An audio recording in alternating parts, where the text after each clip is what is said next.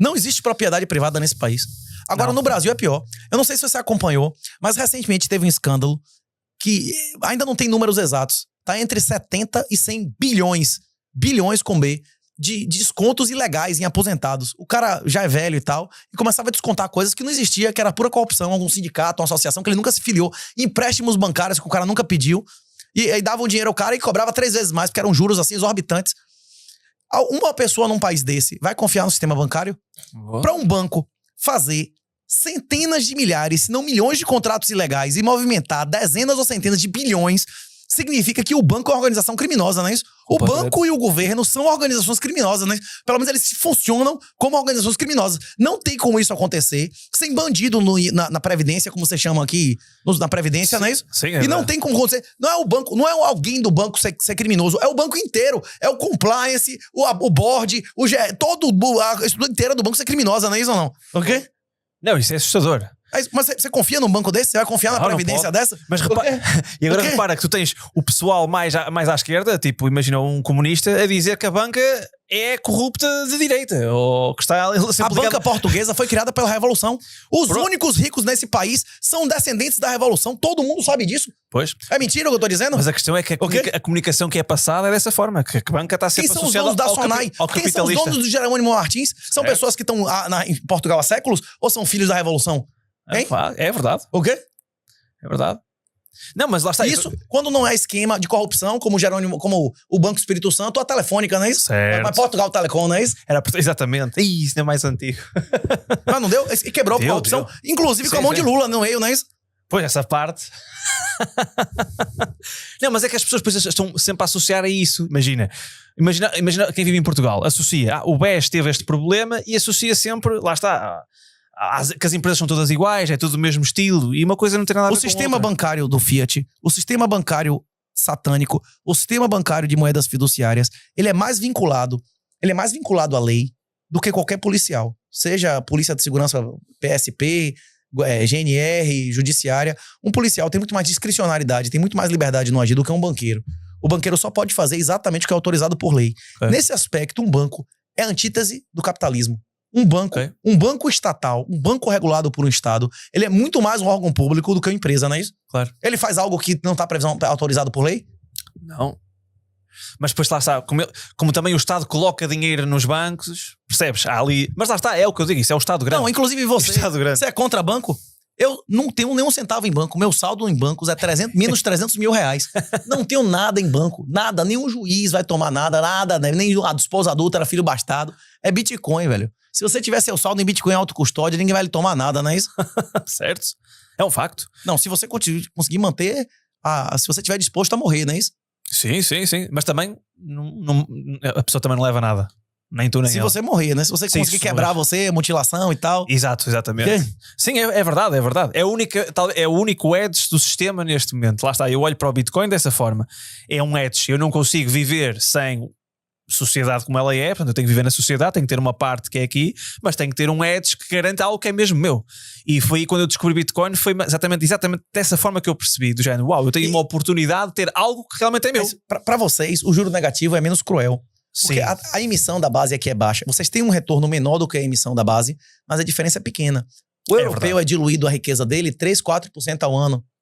Teve anos das pandemias e tal, que realmente tem uma porradinha. 10, 20, mas não é o normal. Não. Normalmente aqui os caras emitem 6, 7% mais euros e você no banco consegue 2, 3, não é isso? Que é uma completa injustiça. O problema é que no Brasil você consegue no banco 10 e eles imprimem 25. Aí o cara é destruído 15% ao ano. Tipo assim, é muito mais óbvio pro brasileiro completamente. O prejuízo pela senhoriagem, que é o poder da emissão da moeda, em regime de juro negativo. Inflação não é índice de preço. Inflação é o aumento da base monetária. Pesquise o M2 do dólar. O M2 do dólar bate 70, 80, 90 anos com o SP500. O SP500 ele só faz ficar no 0 a 0 na emissão da base. Isso se você não pagar taxas, se você não for roubado, se você não considerar perda de liquidez, se você botar no papel prêmio de liquidez, você perdeu riqueza tão empacado ali. Tu a partir de 2000 perdeste. O S&P perdeu sempre. A partir de 2000. O regime, todo, renda fixa e renda variável, perda fixa e perda variável, coisas passivas no mundo inteiro, depois de 2008, que o quantitative easing é o tabelamento de juro negativo. E o tabelamento de juros negativo só funciona com o governo imprimindo uma cacetada de dinheiro para comprar ativos, para reduzir o yield e não permitir que o cara tenha yield em porra nenhuma. Claro. É por isso que explodiu o valor de imóveis, explodiu o valor da zorra toda, não é isso? Mas lá sabe porquê? Porque sofremos daquele problema de qualquer pessoa pede dívida, contrai dívida e usa isso para continuar a alavancar a sociedade. Hoje em dia, a maioria dos países do mundo, ou todos, né, que tem moeda fiduciária, os caras mais ricos não foi com capital próprio. Foi com dívida. A Amazon, todos esses caras aí só existiram, como é Magnificent Seven, só existiram com dívida de graça subsidiada. Nunca existiria nada disso. Nunca existiria OnlyFans. Nunca existiria Tinder, nada disso sem juro negativo, bicho. Claro, isso é lógico. Inclusive, existe uma correlação entre a moralidade das famílias e das pessoas e a moeda que elas usam. Se você usar uma moeda que não tem capacidade de reter valor, você tem uma motivação, mesmo inconsciente, de consumir e gastar mais rápido do que de poupar. Isso faz uma diferença brutal. As sociedades que adotaram a prata em relação ao cobre se tornaram mais ricas e mais morais. O ápice moral, o ápice de invenção de tudo mais da nossa sociedade foi o século XIX, foi o gold standard, foi o padrão ouro. Porque você não precisava investir seu dinheiro e nem gastar. Se você guardasse, você poderia consumir mais no futuro. Então famílias estruturadas passavam a valer a pena. Meu irmão, se eu não tenho uma oportunidade na rua de aumentar meu dinheiro, eu vou botar filho, vou aumentar minha família, não é isso? Vou aumentar minha educação. Claro.